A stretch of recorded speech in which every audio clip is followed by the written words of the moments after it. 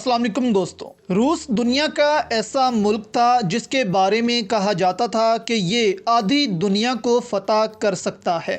रूस ऐसा क्यों कर रहा था और रूस के किस बादशाह ने पाकिस्तान को फतह करने का कहा था, सब आपको जानने को मिलेगा इस वीडियो में। रूस ऐसा मुल्क था और इसके जुग्राफिये की वजह से इसको दुनिया से तजारत करने में बहुत मुश्किलात का सामना करना पड़ता था। एक तरफ कोरिया, जापान रूस के मुखालिफ थे तो बरतानिया को भी रूस का हरीफ समझा जाता था। अब तो रूस सारा साल अपनी तजारत करता है, लेकिन पहले ऐसा नहीं था। रूस की तजारत को इस वक्त झटका लगता था जब रूस के समुद्रों में बर्फ़ जम जाती थी और रूस का ख्वाब था कि वो गर्म पानियों तक रसाई हासिल करे। ये तस्वीरें देखें आप, ये हाल होता है रूस की पोर्ट्स का विंटर में, और 6 माह के लिए फिर रूस दुनिया से तजारत नहीं कर सकता था। आज भी रूस के बहुत से इलाके बर्फ से ढके रहते हैं सारा साल। रूस उस वक्त एक बड़ी ताकत भी नहीं था। रूस को अपने आसपास के ममालिक से खतरा रहता था। आज भी जो गर्म पानियों की बंदरगाह है रूस के पास, वो इतनी सेफ नहीं। इस वक्त दुनिया को सिर्फ गर्म पानियों की बंदरगाहों की ज़रूरत नहीं, बल्कि ऐसे रास्तों की ज़रूरत है जो छोटे हों और इससे ममालिक को भी फ़ायदा हो।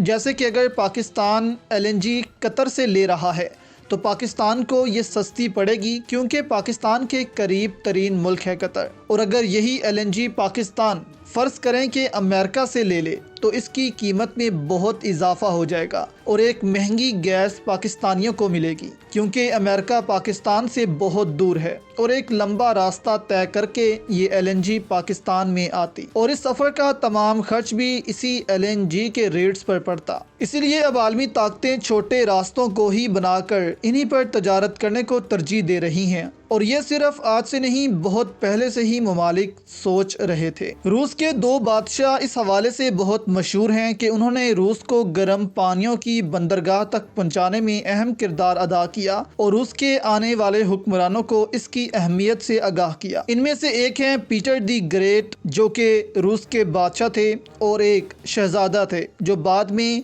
वज़ीर ख़ारजा भी बने। उनका नाम था अलेक्जेंडर गोस्कोफ। अब पीटर दी ग्रेट ने गर्म पानियों तक रसाई के लिए यूरोप के ममालिक एस्टोनिया, लैत्विया और लिथुविया पर कब्ज़े को बहुत अहम करार दिया। दूसरा, पीटर दी ग्रेट ने ब्लैक सी की अहमियत पर भी जोर दिया, जिसके बाद रूस ने मुल्कों के मुल्क फतह किए और सोवियत यूनियन दुनिया की सुपर पावर भी बनी। पीटर दी ग्रेट के बारे में कहा जाता है कि उन्होंने कहा था कि अगर गर्म पानियों के लिए हमें ईरान को भी फतह करना पड़ा तो हम करेंगे। इसके अलावा जब वो फौत हुए तो उनकी वसीयत में था कि फ्यूचर में जो हिंदुस्तान और तुर्की यानी कि इस्तांबुल को कंट्रोल करेगा वही दुनिया को भी कंट्रोल करेगा। कहा जाता है पीटर दी ग्रेट की वसीयत में जिस हिंदुस्तान की बात की गई है वो अब पाकिस्तान बन चुका है, और पीटर दी ग्रेट बलूचिस्तान के साहिली पट्टी से मुतल्लिक बात कर रहे थे, क्योंकि गवादर इस वक्त दुनिया की तजारत का मरकज़ बनने जा रही है और सेंट्रल एशियन ममालिक, चीन, ये सब ममालिक गवादर से तजारत करेंगे, जबकि चीन इसी रास्ते से यूरोप, ईरान, तुर्की से भी तजारत करेगा।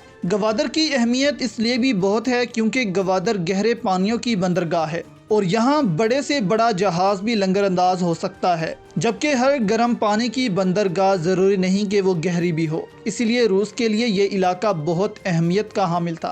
आप सोचें, चीन ने गवादर से ही सीपैक क्यों शुरू किया, जबकि वो चाहता तो कराची में जो पोर्ट्स हैं वहाँ से भी अपनी तजारत का आगाज़ कर सकता था। वहाँ से तजारत इसलिए नहीं की गई क्योंकि वो पोर्ट्स ज़्यादा गहरी नहीं हैं जितनी गहरी गवादर की बंदरगाह है।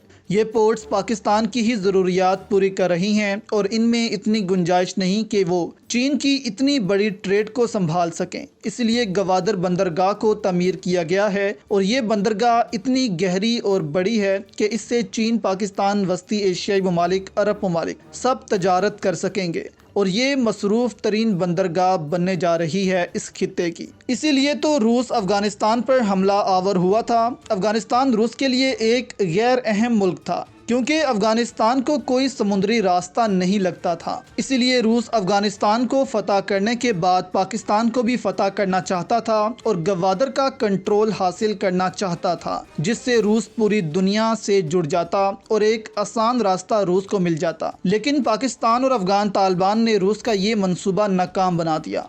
اب سوویت یونین کے ٹوٹنے کے بعد پھر سے روس کو گرم پانیوں کی بندرگاہ کی کمی ہو گئی۔ یوکرائن بھی روس کا حصہ تھا، لیکن روس کے ٹوٹنے کے بعد یہ بھی آزاد ہوا اور کرائمیا یوکرائن کے پاس چلا گیا، جہاں ایک بندرگاہ تھی جس کی روس کو بہت ضرورت تھی۔ اسی لیے 2014 میں روس نے کرائمیا پر حملہ کیا اور اسے یوکرائن سے واپس لے لیا۔ اب بھی دونوں ممالک میں اس کی وجہ سے ہی کشیدگی پائی جاتی ہے اور کہا جا رہا ہے کہ 2022 میں روس ایک دفعہ پھر سے یوکرائن پر حملہ کر سکتا ہے۔ اب روس کے پاس بلیک سی میں 2 گرم پانیوں کی بندرگاہیں ہیں جس سے سارا سال روس تجارت کر سکتا ہے اور کر رہا ہے۔ پیٹر دی گریٹ کی وصیت کے مطابق جو استنبول اور ہندوستان کو کنٹرول کرے گا وہی دنیا کو بھی کنٹرول کرے گا۔ اس کی حقیقت اس سے بھی پتہ چلتی ہے کہ استنبول میں آبنائے باسفورس ہے، جہاں سے دنیا کی 12% تجارت ہوتی ہے، اور گوادر سے بھی دنیا کی 15% تجارت ہونے جا رہی ہے، اور چین اپنی تجارت کے لیے پاکستان پر انحصار کرے گا،